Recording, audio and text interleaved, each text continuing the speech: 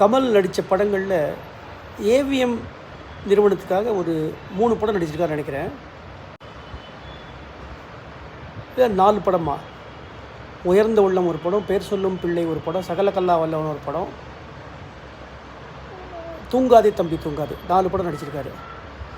அதில் பேர் சொல்லும் பிள்ளை படத்தில் ஒரே ஒரு பாட்டை ரொம்ப பெருசாக விளம்பரம் பண்ணாங்க ஏவிஎம் நிறுவனம். ஏன்னா அந்த பாட்டு வந்து இளையராஜா இசையில் கமல் சொந்த குரலில் பாடினது.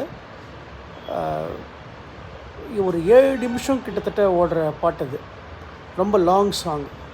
அந்த பாட்டோட விசேஷம் என்னென்னா வந்து கமல் பாடுறது ரொம்ப உற்சாகமான பாட்டு ஒன்று.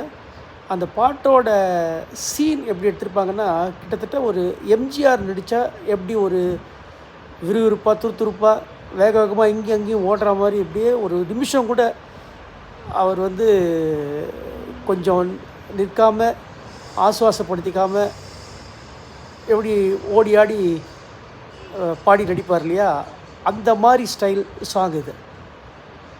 என்ன சாங்கு? அம்மம்மா வந்தது இங்கு சிங்கக்குட்டி, ஆட்டத்துக்கு மன்னன் என்ற வட்டங்கட்டி. அம்மம்மா வந்தது இங்கு சிங்கக்குட்டி, ஆட்டத்துக்கு மன்னன் என்ற வட்டங்கட்டி. இது துள்ளும் அது துள்ளும் ஒரே பாராட்டும், தனதானும் தனதானா தனதானா தன் தன் தன் தன் தன். அம்மம்மா வந்தது இங்கு சிங்கக்குட்டி, ஆட்டத்துக்கு மன்னன் என்ற வட்டங்கட்டி. ரொம்ப பிரமாதமான சாங் அது, எனக்கு ரொம்ப பிடிச்ச சாங்.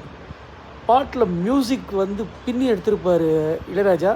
அதுக்கேற்றபடி அந்த பாட்டு ஷூட் பண்ணியிருக்க விதத்தை பார்த்திங்கன்னா, கமல் ஒரு இடத்துல நிற்க மாட்டார். இங்கே ஓடுவார், அங்கே ஓடுவார், தரையை துடைப்பார், சக எம்ப்ளாயீஸ் கூட விளையாடுவார், அம்மா கிட்ட போயிட்டு குறும்பு பண்ணுவார்.